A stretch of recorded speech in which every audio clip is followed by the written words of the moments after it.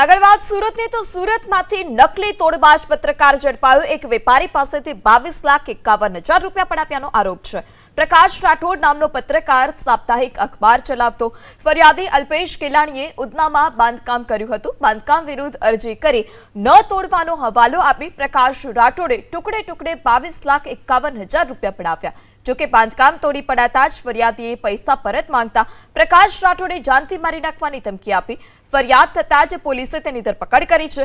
તપાસ દરમિયાન તોડબાજ પત્રકારની ડાયરી પણ મળી આવી, જેમાં 25 લોકો પાસેથી તોડ કરવા માટેની સૂચિ મળી આવી હતી।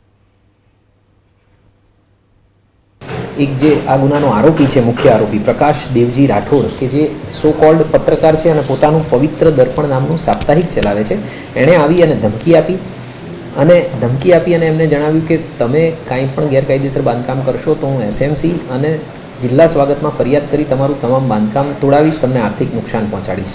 અને ફાઇનલી એમને 25,21,721 રૂપિયા આપવાની તૈયારી બતાવેલી હતી। આ 25,21,721 રૂપિયા જૂન 24થી ઇન્સ્ટોલમેન્ટમાં આપવાના શરૂ કરવામાં આવ્યા। એની બે ડાયરી બનાવવામાં આવી। એક ડાયરી જે છે આરોપી પાસે અને એક ડાયરી ફરિયાદી પાસે રહેતી હતી, અને જ્યારે પણ રકમ ચૂકવાય ત્યારે બંને એકબીજાની ડાયરીમાં સાઇન કરતા હતા।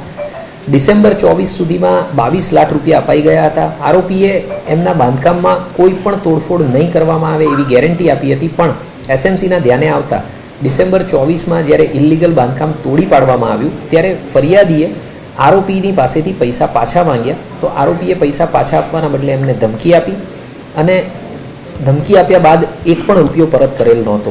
જ્યારે આ ડ્રાઈવ અમારી જે ચાલી રહી છે એ ફરિયાદીના ધ્યાને આવી ત્યારે ફરિયાદીએ આ બાબતે આવી અને રજૂઆત કરતા આરોપીની વિરુદ્ધ 17મી તારીખે ગુનો દાખલ કરવામાં આવેલો છે।